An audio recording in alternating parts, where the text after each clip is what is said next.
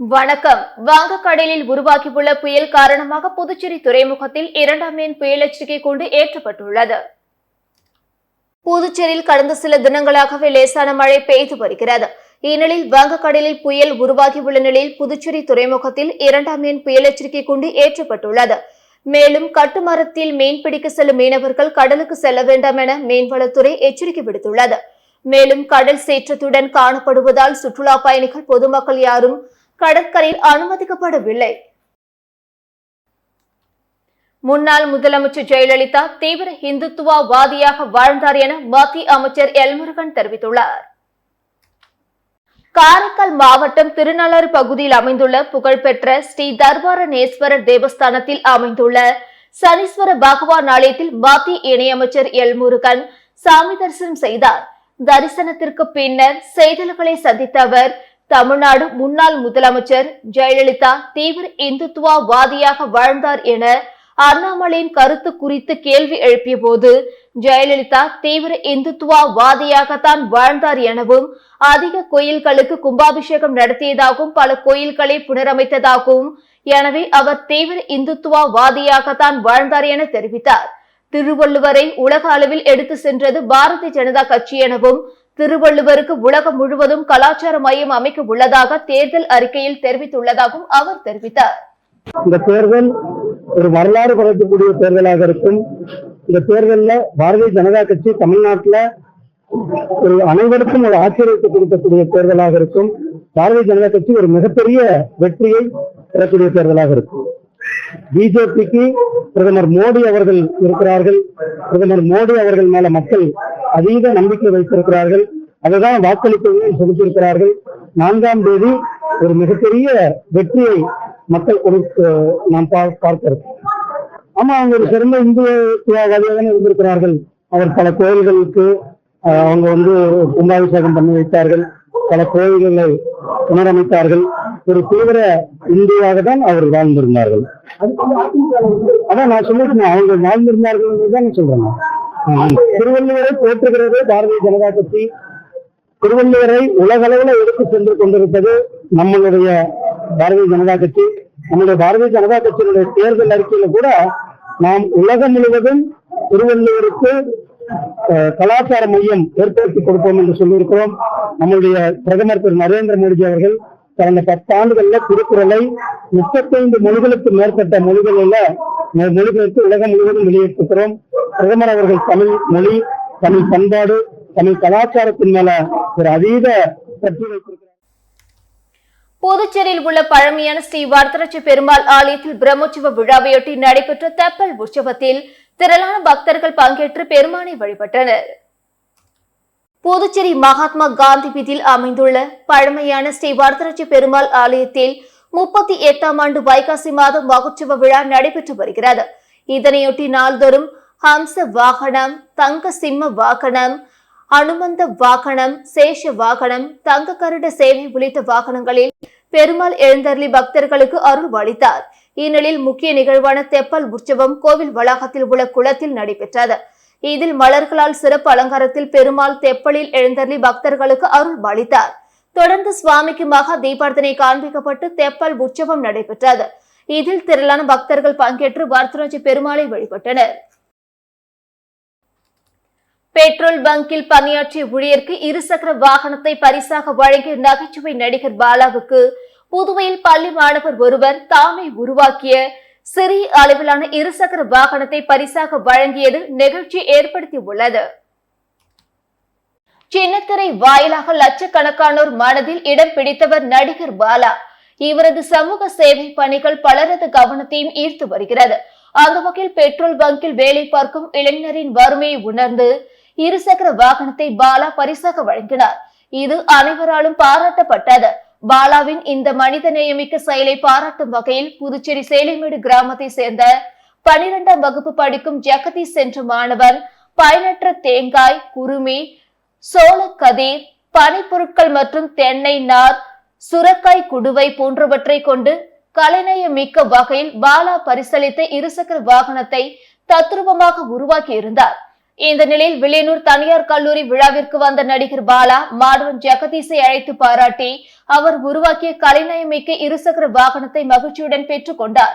மேலும் அந்த மாணவனை ஊக்குவிக்கும் வகையில் கட்டி தழுவி அவரை பாராட்டியது கல்லூரி விழாவில் பெரும் நிகழ்ச்சியை ஏற்படுத்தியுள்ளது.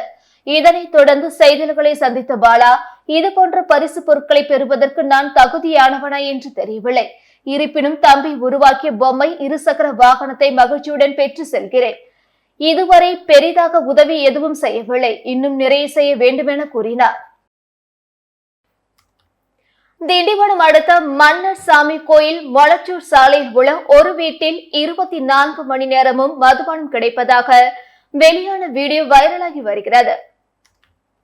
திண்டிவனம் சாலை மன்னார் சாமி கோயில் மொளச்சூர் சாலையில் ஆஷா பவுண்டேஷன் பகுதியில் உள்ள ஒரு வீட்டில் பாண்டிச்சேரியில் கிடைக்கக்கூடிய அனைத்து விதமான மதுபானங்களும் 24 மணி நேரமும் கிடைப்பதாக ஒருவர் வீடியோ வெளியிட்டுள்ளார். மேலும் 60 முதல் 1000 வரை உள்ள அனைத்து சரக்குகளும் இந்த இடத்தில் கிடைக்கும் எனவும், மேலும் ஒயின் ஷாப்பில் சென்றால் கூட நிற்க வேண்டும், ஆனால் இங்கு எந்த நேரத்திலும் ஈஸியா சரக்கு கிடைப்பதாகவும் குடிமகன்களின் தேவை அறிந்து எந்த நேரத்திலும் கொடுப்பதாகவும் கூறுகிறார். மேலும் இந்த பகுதியில் 7 முதல் 8 வருடங்களாக இந்த வீட்டில் சரக்கு விற்பதாகவும், இவர்கள் மீது போலீசார் இதுவரை பெரிய அளவில் எந்த நடவடிக்கையும் எடுக்கப்படவில்லை. அப்படி எடுத்தாலும் 2 நாட்கள் மட்டுமே போலீஸ் காவலில் உள்ளார்கள். மீண்டும் வந்து சரக்கு விற்பனை செய்வது தொடர்கதையாக உள்ளதாகவும், இதனை விழுப்புரம் மாவட்ட கண்காணிப்பாளர் பார்வையிட்டு நடவடிக்கை எடுக்க வேண்டும் என கூறுகிறார். தற்பொழுது இந்த வீடியோ இணையதளத்தில் வைரலாகி வருகிறது. சேமிப்பின் அவசியத்தை வலியுறுத்தும் வகையில் புதுச்சேரியில் 5ஆம் வகுப்பு மாணவி கடந்த 5 ஆண்டுகளாக 5 ரூபாய் நாணயத்தை சிறு சேமிப்பாக சேர்த்து தபால் நிலையத்தில் சிறு சேமிப்பு கணக்கை துவங்கியுள்ள செயல் பல்வேறு தரப்பினரிடையே பாராட்டை பெற்றுள்ளது. புதுச்சேரி முதலியார்பேட்டை சேர்ந்தவர்கள் லட்சுமி நாராயணன், லட்சுமி தம்பதியர். இவர்களுக்கு 2 மகள்கள் உள்ளனர். இளைய மகள் ரிஷ்விதா ஸ்ரீ 5ஆம் வகுப்பு படித்து வருகிறார்.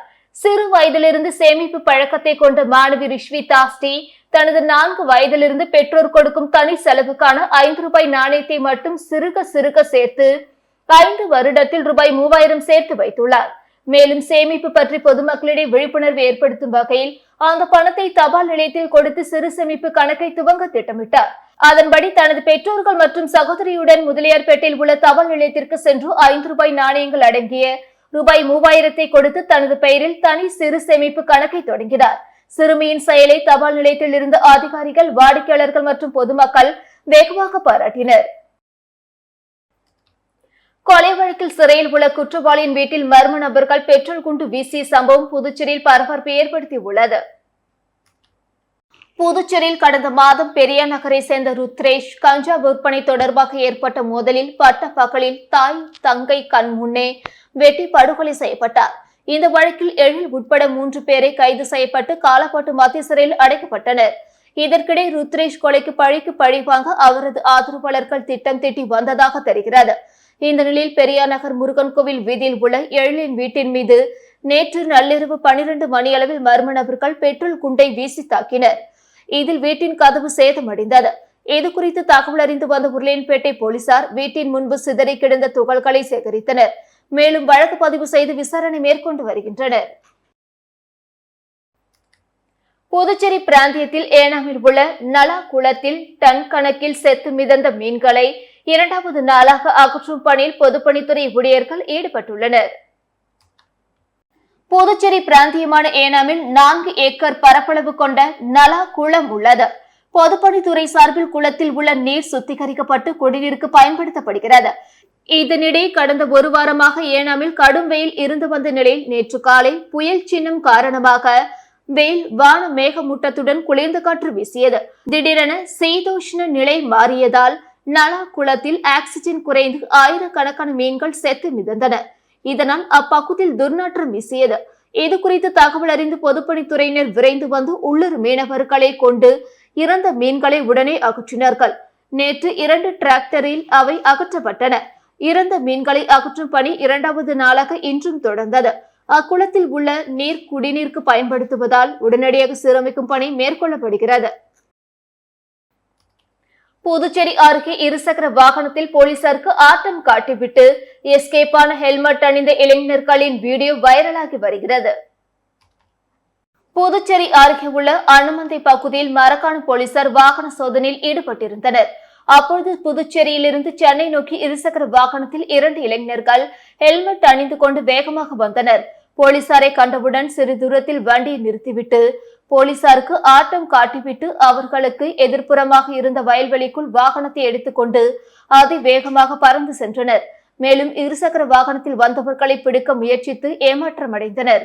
இருசக்கர வாகனத்தில் வந்தவர்கள் மதுபோதை வஸ்து பொருட்கள் எடுத்து சென்றதன் காரணமாக போலீசாருக்கு ஆட்டம் காட்டிவிட்டு சென்றார்களா என கேள்வி எழுந்துள்ளது.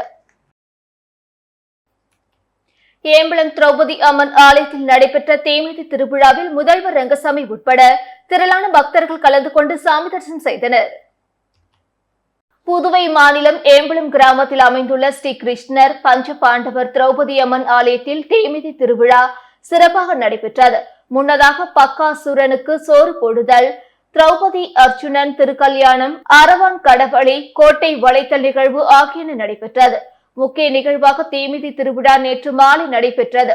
இவ்விழாவில் முதல்வர் ரங்கசாமி, சபாநாயகர் ஏம்பலம் செல்வம், துணை சபாநாயகர் ராஜவேலு, ஏம்பலம் சட்டமன்ற உறுப்பினர் லட்சுமிகாந்தன் மற்றும் ஏம்பலம் காங்கிரஸ் பிரமுகர் மோகன்தாஸ் ஆகியோர் சிறப்பு அழைப்பாளர்களாக கலந்து கொண்டு சாமி தரிசனம் பெற்றனர். திரளான பக்தர்கள் கலந்து கொண்டு தீ மிதித்து தங்கள் நேர்த்திக்கடனை செலுத்தினர். காசநோய் ஒழிப்பு திட்டத்தின் கீழ் கணபதி செட்டிக்குளம் சுகாதாரம் மற்றும் நல்வாழ்வு மையத்தில் காச நோய்க்கான தடுப்பூசி செலுத்தும் சிறப்பு முகாம் நடைபெற்றது. புதுச்சேரி அரசு நலவழித்துறை சார்பில் தேசிய காசநோய் ஒழிப்பு திட்டத்தின் கீழ் கணபதி செட்டிக்குளம் சுகாதாரம் மற்றும் நல்வாழ்வு மையத்தில் காச நோய்க்கான தடுப்பூசி செலுத்தும் சிறப்பு முகாம் நடைபெற்றது. இந்நிகழ்ச்சியில் பெண் சுகாதார மேற்பார்வையாளர் ஷகிலா வரவேற்புரையாற்றினார். இம்முகாமில் தலைமை மருத்துவ அதிகாரி மேரி எப்சிபாய் தலைமை தாங்கினார். மருத்துவ அதிகாரி வினோதினி பொதுமக்களிடையே காசநோய் தடுப்பூசியின் முக்கியத்துவம் பற்றி எடுத்துரைத்து விழிப்புணர்வு ஏற்படுத்தினார். சுகாதார உதவியாளர் மதிவாணன் மற்றும் கிராமப்புற செவிலியர் திருப்பம்மாள் முன்னிலை வகித்தனர். இந்நிகழ்ச்சிக்கான ஏற்பாட்டினை ஆஷா ஊழியர் பச்சையம்மாள் மற்றும் தரவு நுழைவு ஆபரேட்டர் கேசவன் அவர்கள் சிறப்பாக செய்திருந்தனர். இம்முகாமிற்கு திரளான பொதுமக்கள் வருகை தந்து பயன்பெற்றனர். இத்துடன் செய்திகள் நிறைவடைந்தன. வணக்கம்.